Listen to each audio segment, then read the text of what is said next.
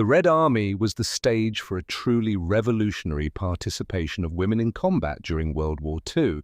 From the first days of Nazi Germany's attack on the USSR, tens of thousands of women volunteered for the front line. And it wasn't just as medics or orderlies.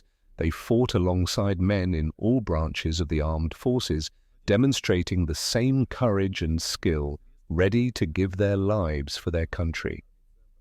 Even the Germans recognized the ambiguous nature of their Soviet opponents, noting in their reports, "Communists hate any enemy, they are fanatical and dangerous."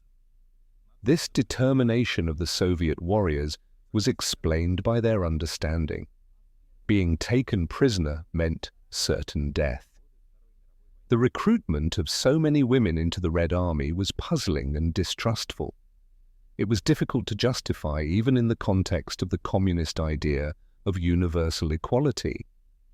In the German Wehrmacht, for example, women served only in the auxiliary forces, and most of them became wardens in concentration camps. Their participation in aviation or reconnaissance numbered in the dozens, while in the Red Army the number reached 800,000. The Nazis repeatedly criticized Soviet tactics, branding them with propaganda slogans on posters depicting Stalin not pitying a Russian woman, about which they themselves showed complete hypocrisy, mercilessly destroying Soviet women soldiers. Already from pre-war times, German soldiers received clear instructions from their commanders to kill Russian commissars and women in uniform as soon as they came in sight, without distinction or pity.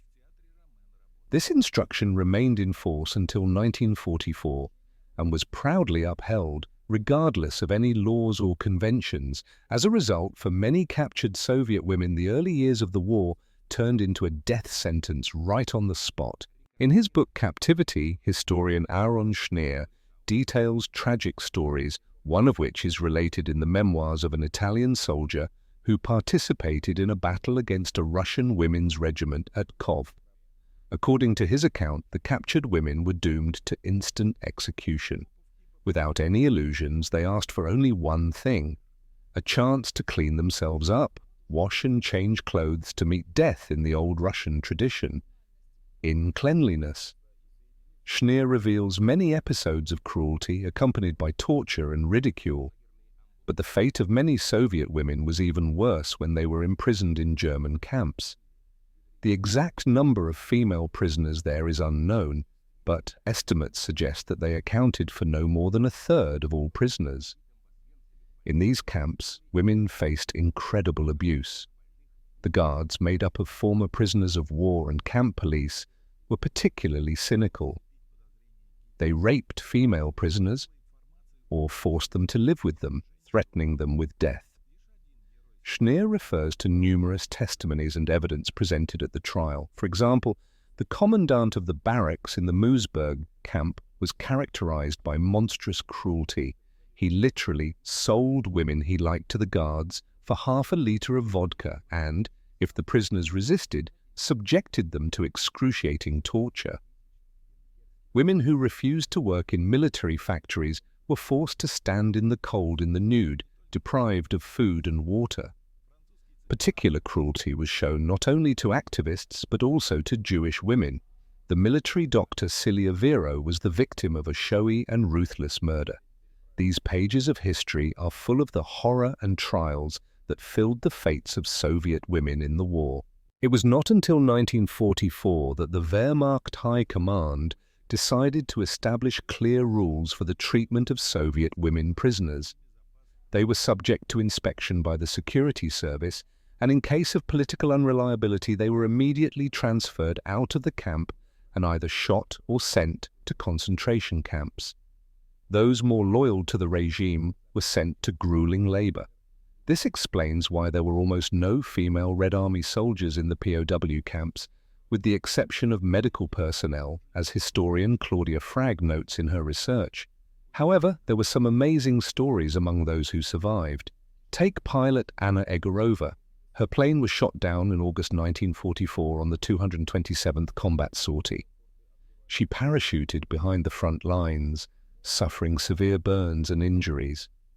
Near death, she was rescued by Soviet POWs who literally carried her in their arms to Camp Keston, even going so far as to steal medicine to save her. In March 1945, when the camp was liberated by the Red Army, Igorova was able to return home, but for many women, the fate was sadder. In the summer of 1942, captured Soviet women soldiers had to walk 50 kilometers under the scorching sun without a drop of water. Those who tried to quench their thirst from a well were shot. Victims of sexual violence, about 200 survivors were imprisoned in the overcrowded prison in Sopla. For years, the story of these women was forgotten. They were looked upon with prejudice because of their military backgrounds, and many remained without family. Battle wounds and harsh conditions took their toll, and the physical toll of war left them unable to have children. Often women hid their army past, did not wear their medals, and were ashamed to take discounts as veterans. Such was their return from the shadows of war. When it came to public life, men dominated, and women warriors of the past faced discrimination for a long time. They were rarely invited to veterans' meetings, and it was only in the 1980s that these women were remembered thanks to Svetlana Alexievich's efforts to collect materials for her book. Valentina Kadieva said, "Men were seen as winners, heroes of that war, but we were seen quite differently, as if our victory had been stolen." Not much is known about the fate of German women in Soviet captivity.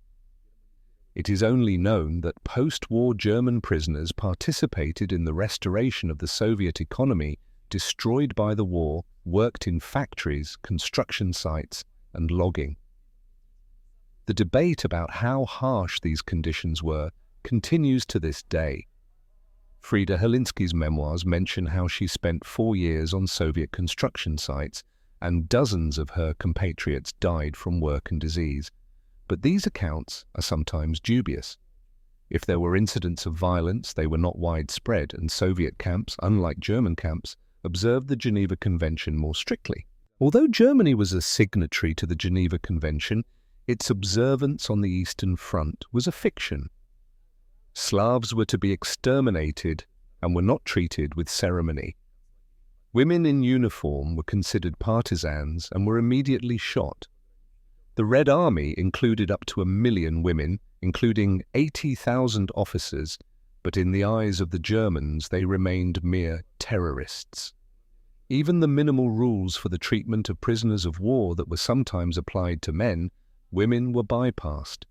A document in the archives of the Fourth Army, signed by Kluge, contained a gruesome instruction. Women in uniform are to be shot, not captured.